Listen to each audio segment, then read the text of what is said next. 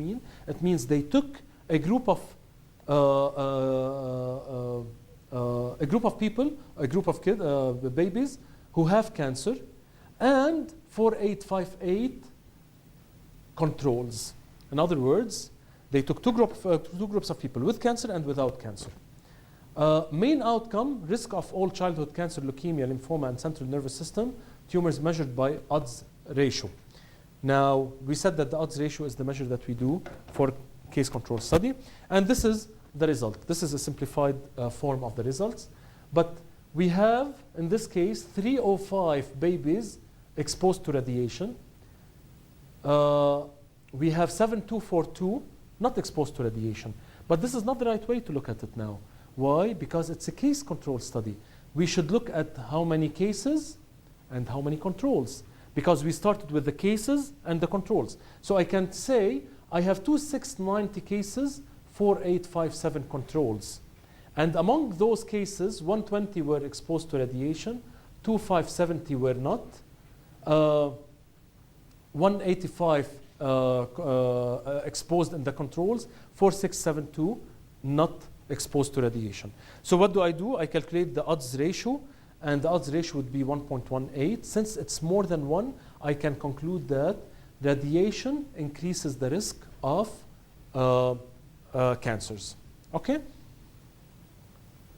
Now, the challenges, there are some challenges in a case control study. One of them is selecting the cases. Selecting the cases, you have to have to be very specific in the selection criteria. You have to make sure that the cases you include into your study are eligible. You have to make sure that the cases are not very severe cases. Because if you select very severe cases, your study conclusion will be affected, because you are comparing people with no cancer, for example, to very severe cancer cases. But at the same time, you have to select them not to be very healthy cases, because the comparison will be wrong. So you have to make sure, again, that the cases you select into your study are representative of all cases who are in the population. Selecting the controls, it's more important to select representative controls into the study. I don't want to get very healthy controls. I don't want to get very sick controls. I have to have controls who are representative of the population again. This is why I can have, let's say, neighborhood controls. In other words, if I take a person who have cancer from a certain community, I go take his or her neighbor, so that to make sure that they are comparable with each other. I can have hospital controls. I can have next of kin controls. So there are so many different ways to select controls, but it's very important that you select the proper set of controls. The most challenging part in a case control study is the exposure assessment, because I ask people 10 years ago or 5 years ago, what was happening with you? So the longer the period in the past is, the lower the quality of the information I will get. So if I ask a person 10 years ago, how many pills of this drug were you taking? Most probably they will not give me accurate information. So the exposure assessment is a major challenge in case control studies. Case control studies usually are not taken as 1-to-1 ratio. In other words, I do not take one case and one control. For instance, I do not take 100 cases and 100 controls. Okay? I can take more controls as compared to cases. And it has been established that the more controls you take, the better your study is. In other words, this would be the number of controls per case. If I'm talking about one, it means one control per each case. So if I take 100 cases, I will take 100 controls. 2 means 2 controls per case. So if I take 200 cases, I should take 400 controls, and so on. 3 controls per case, 4 controls per case, and so on and so forth.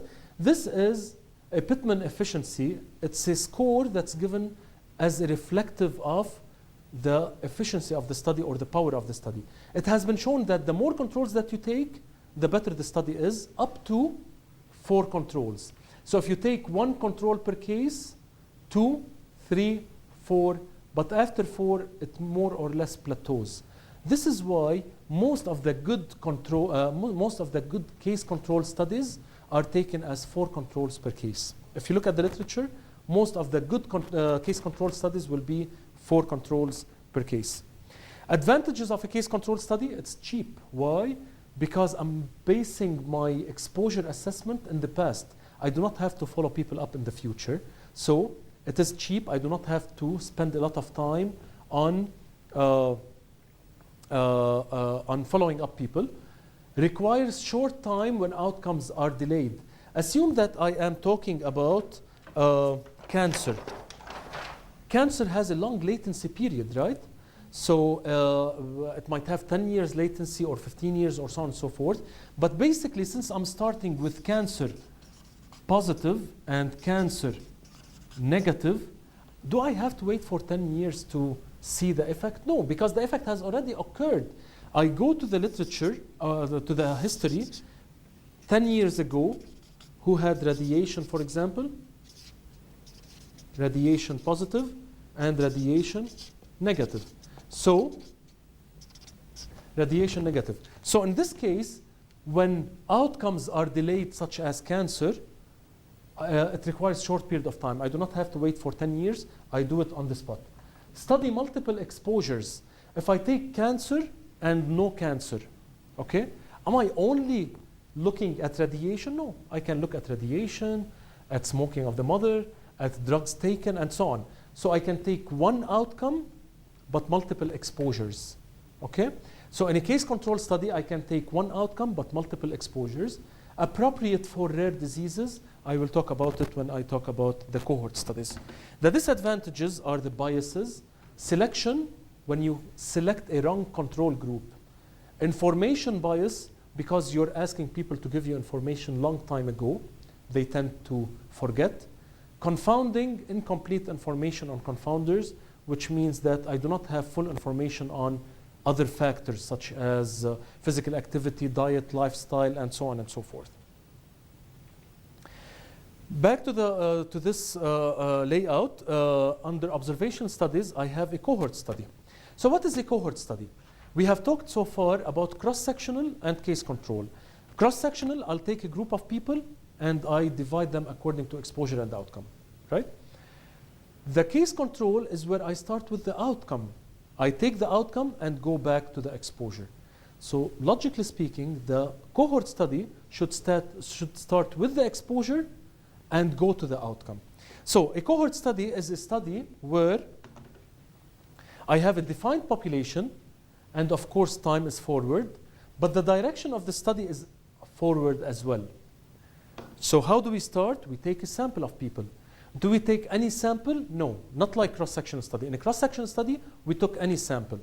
We took a sample and then we divided people. In a case control, the sample was dependent on disease, no disease. In cohort study, the sample is dependent on exposed, non-exposed. And we have to follow them up to see who develops the outcome and who does not develop the outcome. In other words, I have a certain period here I have to follow them up for. Sometimes it might be 1 day, sometimes it might be 30 years, okay, depending on the question that you have. For instance, if you might look at short-term outcome, if a person is taking drug A or drug B, does it modify, let's say, headache after 24 hours?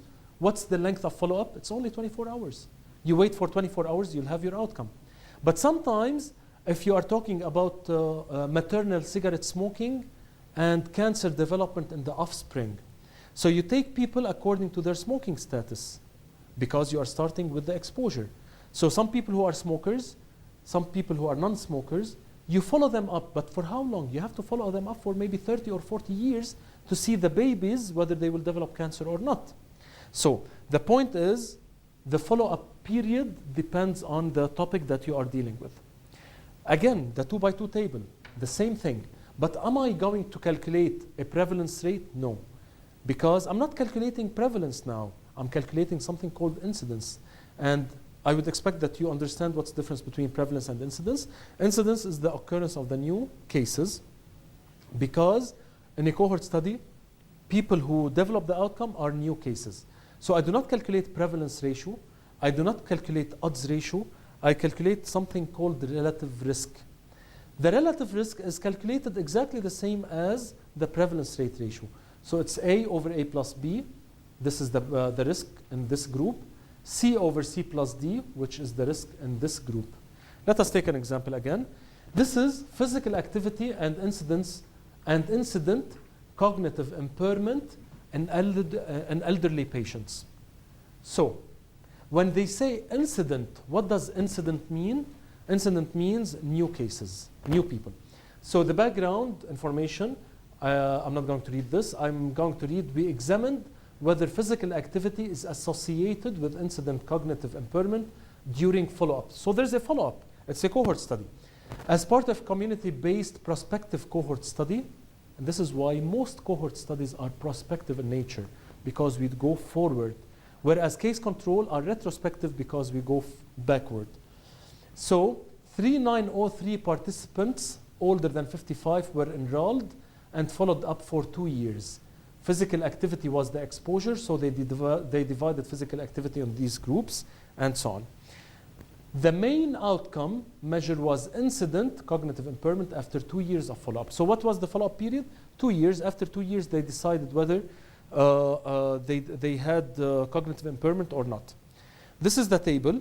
Are we going to say 285 people with cognitive impairment and 182 with no cognitive impairment?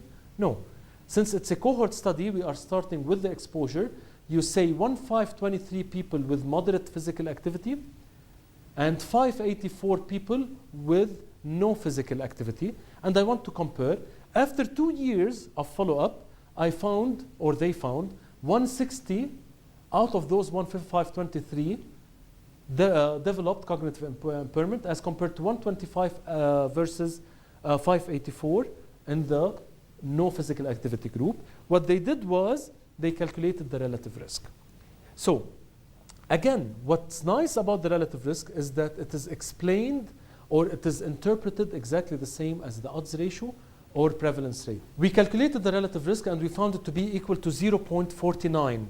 Now, we said that if it's equal to 1, no association. More than 1, it increases the risk. Less than 1, it decreases the risk. So in this case, it's less than 1. So how do we interpret this relative risk? We say those who are having moderate physical activity have lower chances of developing cognitive impairment as compared to those who do not have any physical activity. Now, the advantages of a cohort study: study multiple outcomes. In other words, if we are talking here on physical activity, can we look at anything other than cognitive impairment? Absolutely. I can look at an outcome being quality of life, at myocardial infarction, at whatever. So the point is, in a cohort study, I can study multiple outcomes. In a case control study, I can study multiple exposures. So one of the advantages is study multiple outcomes. And the other advantage is appropriate for rare exposures. I will talk about them later. The disadvantages, it's expensive. Why? Because I have to see people now and after some time and after some time and so on and so forth. It is a follow-up study. Long follow-up, in this case, they had to wait for 2 years, but sometimes you have to wait for 10 or 15 years. Loss to follow-up. The longer I ask people to be involved in my study, the less people will I have at the end of the study. So if I start with 100 patients now, after 10 years, I do not expect them to be 100 patients. I expect them to be maybe 80 or 70 or 60 or whatever. So I have the loss to follow up. This is a summary of case control and cohort. So actually, and cross-sectional study. So this is time. Okay. I have a cross-sectional study where exposure and outcome are measured at one point in time. Okay? I do not start with exposure and go to the outcome. I don't start with outcome and go to the exposure. Cross-sectional study is where exposure and outcome are measured at one point in time. In a cohort study, I start with the exposure and go to the outcome, prospective. In a case control study, I start with the outcome and go to the exposure. Okay? The third or the second type of categories of studies is the experimental studies. We have covered the cross-sectional, case control, cohort studies, but now we are going to talk about experimental studies. Now, to illustrate the clinical trials, which is the main type of experimental studies, I'll just show you this. And if I ask, what does it remind you of? everybody should see that it is the same as the cohort study. Now, we have a group of people, we take a sample, we divide them according to their exposure, and we follow them up in time to see the outcome. Now, the only difference between a cohort study and a clinical trial is the intervention. In a cohort study, the researcher only observes those people who are exposed and those people who are not exposed. The researcher does not interfere with the management or the treatment of the patient. Whereas in an intervention or a clinical trial or an experimental study, the researcher himself or herself are the ones who decide who is going to take the exposure and who's going to not take the exposure. So basically, the researcher is not an observer anymore. The researcher is the investigator or the person who applies the intervention. And the same thing applies. We follow people up and we see what's happening with them. Let us take an example. Vitamins C and E for the prevention of preeclampsia in women with type 1 diabetes. A randomized placebo-controlled trial. By the end of this small talk about clinical trials, you should be able to understand what these mean. But it is a clinical trial in this case, and the intervention is about vitamin C and E. So the background, it's specified here, why do they want to do the study? And they say we aim to assess whether supplementation with vitamin C and E reduce incidence of preeclampsia in women with type 1 diabetes. Now, we enrolled women from 25 UK antenatal metabolic clinics in multi-center randomized trial, eligibility criteria, and then women were randomly allocated to receive 1,000 milligram vitamin and so on and so forth, or matched placebo daily until delivery. This is a very important key point in this clinical trial. In other words, when we say women were randomly allocated, what does it mean? It means the investigator was the one who who gave people either the active drug or the placebo. The placebo here is a drug that has no effect. It's a passive drug, so it's like a sugar pill, so that the patient would feel that they are taking a drug, but in fact they are not taking anything. And I will talk about this bias later. But the point is it an observational study? No, because the researcher did not observe those who are taking the vitamin C and D and those who are not taking anything. It would have been a cohort study. But in this case, the researcher was the one who decided who would take what. Okay, there's something else that's specified here. This study is registered and there's a registration number. Nowadays, if you want to publish a clinical trial in a good journal, they will ask you about the registration number. In other words, before you start a clinical trial, you should go into certain websites where they will tell you, register your website, your clinical trial. You will specify the objectives of the clinical trial, the sample size needs to be calculated, and so on and so forth, so that you will not change the methodology as you go along. So most of the clinical trials published nowadays, they should have a registration number. This is the 2x2 table of the clinical trial. And of course, we say that vitamin C and D, you have 375 people and 374 people with no drug or the placebo. Now, we were the ones who gave these two drugs to different people, and 57 out of the 375 developed preeclampsia, and 70 out of 374 in the no drug. Now, what do we calculate? We calculate similar to the cohort study. We calculate the relative risk, and 57 out of 375 is 15.2%.